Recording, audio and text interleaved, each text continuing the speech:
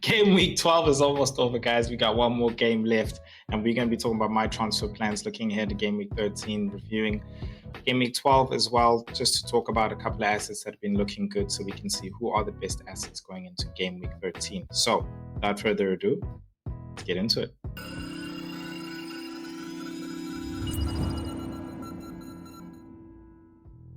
All right, guys. Let's get into it. So I had, I think, a good, a green arrow is a good game week, okay? Because it's a green arrow, small or big. With one more game left, I think I will be able to probably maintain that small green arrow, or I might just get a small red arrow, which I think for me is absolutely fine. Right now, the strategy is still to actually, through this December period, stay with the pack, and then in the second half of the period, when it's time to like branch off and like make steady strides to either, I don't know, top rank. I know I'm already in like almost top 50k, but yeah, that right now that's the strategy. So in my game week, I got 67 points, but I took a hit, -4, and that was actually a Nicholas Jackson. So we'll start from the front, who gave me 12 points. We started disappointed with Brentford, honestly. As much as they got the red card, I just still feel like they could have done better in the beginning, which really makes my heart sore because I put Cunha on the bench there.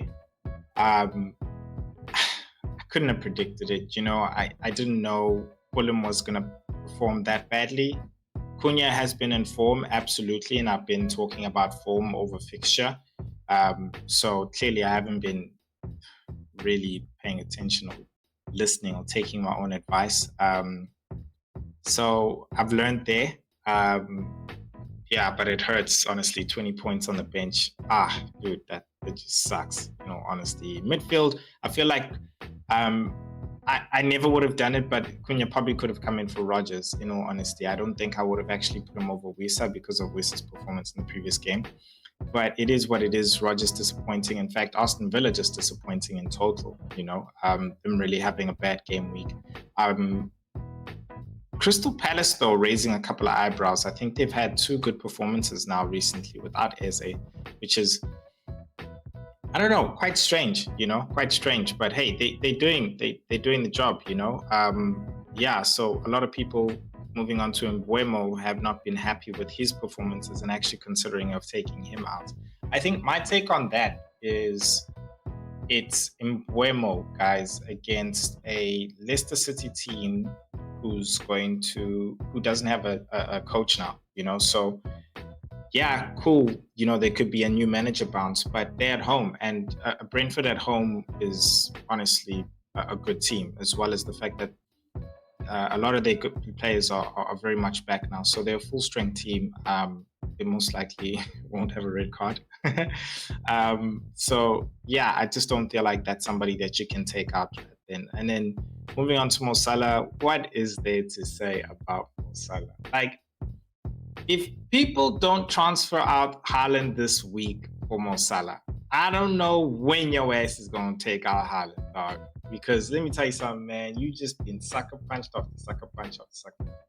And it's not to say Haaland's going to return. He will, bro. He will. But form. Salah is in form. Haaland is not in form. And I'll put it to you this way.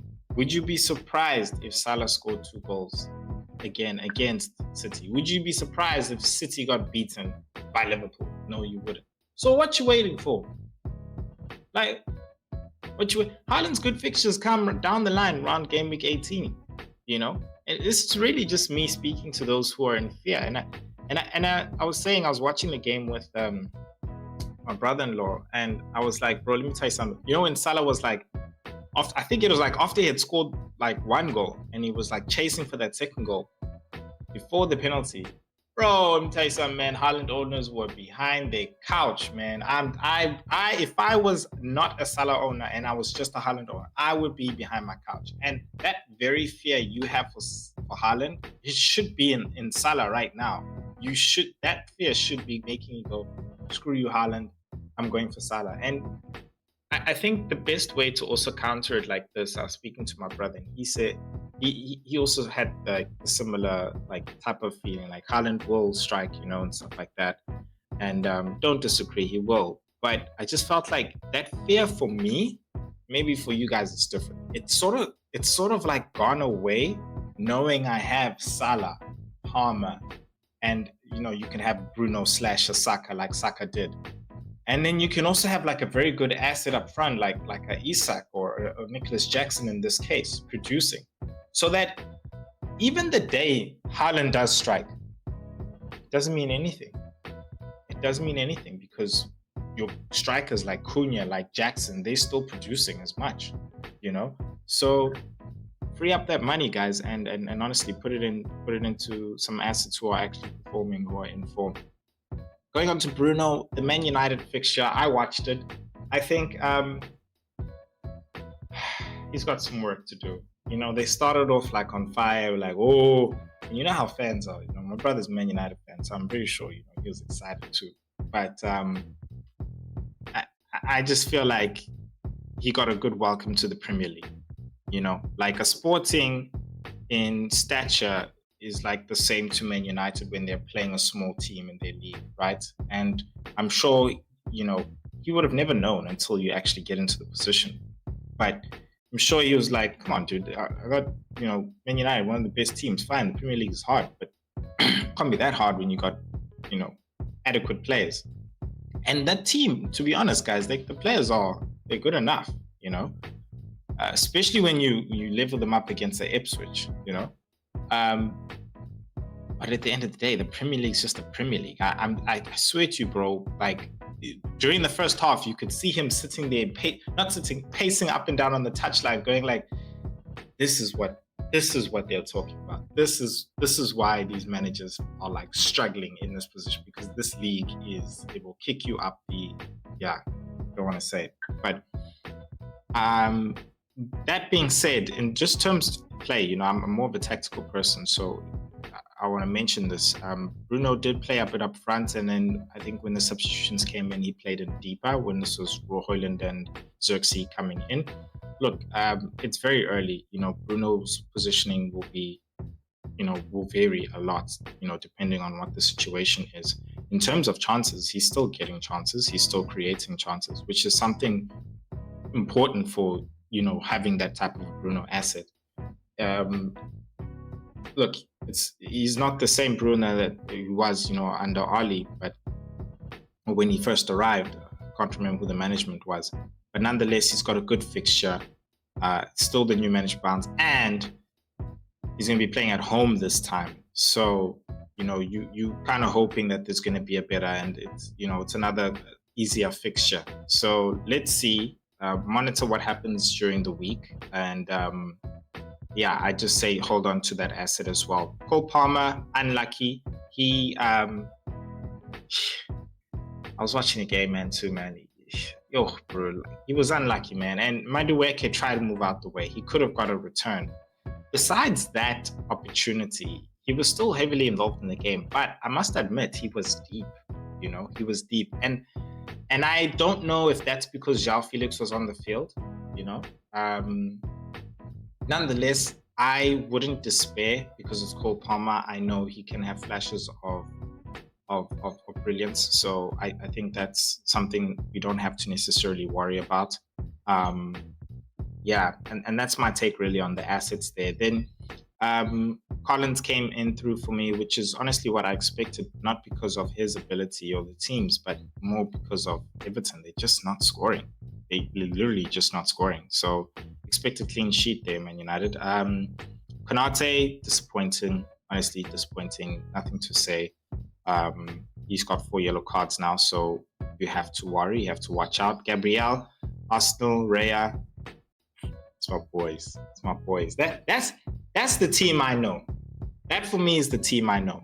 That is the team I know. So let us talk a lot more about what I want to do with this team and who the players I'm thinking of bringing in. But before that, guys, please, would really appreciate it if you would hit that like button if you're really liking the content. And if you're loving the content, then I'd really appreciate it if you subscribe. I drop about 2 to 3 videos every week on FPL. transfer plans, my transfer targets, and my team selection as well. Any extras that I will be doing as well. So I really, really appreciate the support. I am on the road to 500. So yeah, would really, really, really appreciate that help. Yeah, cool. So yeah. So Raya will be in goal. Happy with the Arsenal defense. Pedro Porro, I'm thinking about keeping him because this might be the beginning of his form. Maybe even Tottenham, but then Tottenham's a Spursy. Only Tottenham will go and lose against the second bottom team in the league.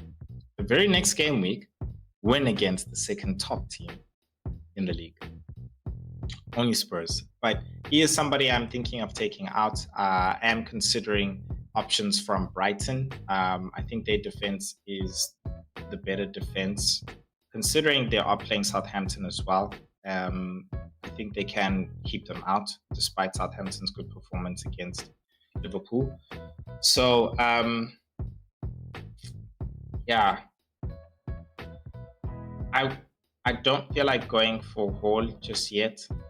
Yeah, I have to see his performance tonight, see how he does. But I just feel like based on the fixture of Southampton, I did want to bring in a Brighton defender. I feel like that's who I'd rather bring him in for. Yeah, I think nothing much to discuss there about Gabriel Aït-Nouri. I prefer him over Collins there just because I know the leaky defense that Brighton is.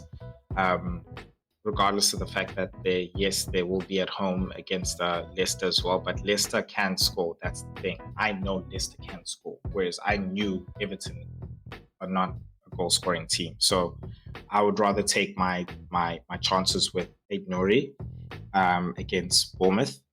Knowing Bournemouth as well can score very differently, but I just feel like Aït-Nouri could probably get an attacking return there. Captaincy right now is everywhere. I think because of the situation at Leicester, I think Mbuemo can definitely have captaincy. It's just that his performance is not necessarily helping his case for captaincy. Palmer, because of the way Aston Villa has been performing and the fact that Palmer will be playing at home, it sounds like a very good captaincy.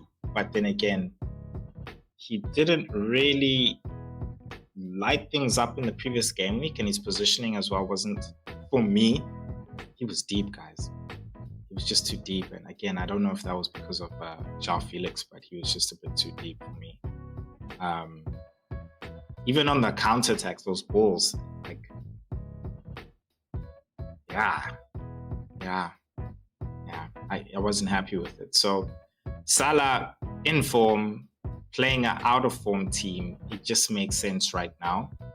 And I might honestly just stick with it. Before this game week, I honestly was really considering Mbuemo. But because of recent events, my thinking is really swayed to Salah, because I just feel like this is a good opportunity. And this is me speaking to you guys. This is a great opportunity to go differential captain, you know, and hope that the captain everybody goes for blanks, literally. Like, this is the game. So it's about finding that person. And he hasn't been mentioned much, but maybe that could be Joao Pedro. That could be Joao Pedro that you could actually go for. The thing is that Salah's at home. You know, Salah's at home. And my transfer plan is bringing in Joao Pedro. I just don't know who I could bring him in for, because I'm actually happy with my team, considering the fixtures they're playing. And my plan was going to be to take out Jackson, but then I never thought I'd feel like this if Jackson scored, because I knew, I was like, okay, I'm going to take a hit on Jackson. I expect him to make 8 points or more. He did 8 points more, he made 12. But now I'm like, okay, crap, does this mean at the beginning of his form, because he's playing an out-of-form team, what's going to happen? You know, and he's playing at home. So put it to you this way. I don't want to take out Wissa. I feel like he can score. Cunha's in form. Jackson's doing the things. Right now, you guys are probably saying, Cat, it's Wissa. Take out Wissa, right? But nah, guys. I want Joao Pedro. He is. I would make the substitution and even captain. That I'll go that far to even doing if I'm not going to captain Salah.